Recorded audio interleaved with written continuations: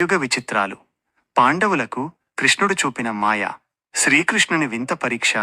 ఒకానొక సమయంలో ధర్మరాజు అందుబాటులో లేనప్పుడు మిగతా నలుగురు పాండవులు అర్జునుడు, భీముడు, నకులుడు, సహదేవుడు శ్రీకృష్ణుని దగ్గరకు చేరారు. కృష్ణ, రాబోయే కలియుగం ఎలా ఉంటుంది?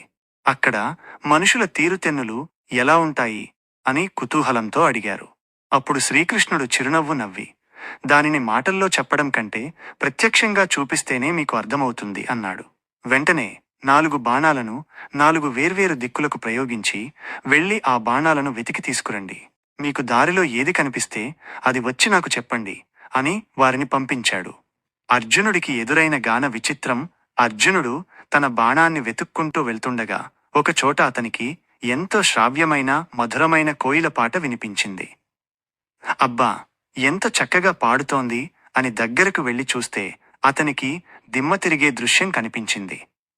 ఆ కోయిల అంత మధురంగా పాడుతూనే తన కాలి గోర్లతో బ్రతికున్న ఒక కుందేలును పొడుచుకుని మాంసాన్ని తింటోంది.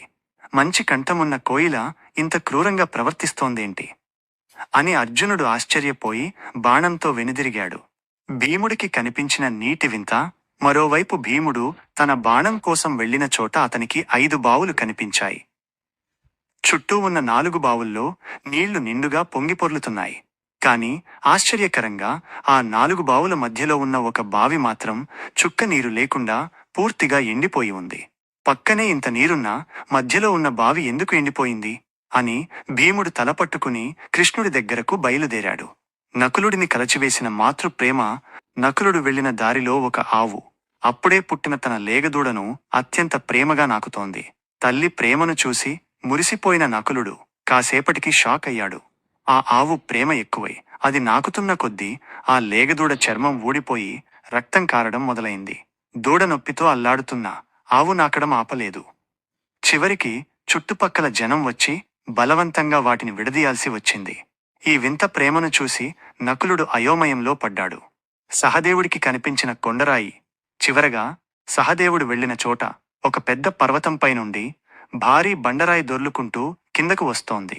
ఆ వేగానికి అడ్డు వచ్చిన పెద్ద పెద్ద చెట్లు, రాళ్లు అన్నీ నుజ్జునుజ్జు అయిపోతున్నాయి. ఇక ఆ రాయిని ఆపడం ఎవరి వల్ల కాదు అనుకుంటున్న సమయంలో ఆ బండరాయి ఒక చిన్న మొక్కను తాకి అనూహ్యంగా అక్కడే ఆగిపోయింది. ఇంత పెద్ద చెట్లను పడగొట్టిన రాయి చిన్న మొక్కకు తగిలి ఎలా ఆగిపోయింది అని సహదేవుడు ఆశ్చర్యపోయాడు. కృష్ణ పరమాత్మ వివరణ. కలియుగ స్వరూపం.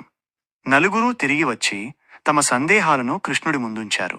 అప్పుడు కృష్ణుడు కలియుగ స్వరూపాన్ని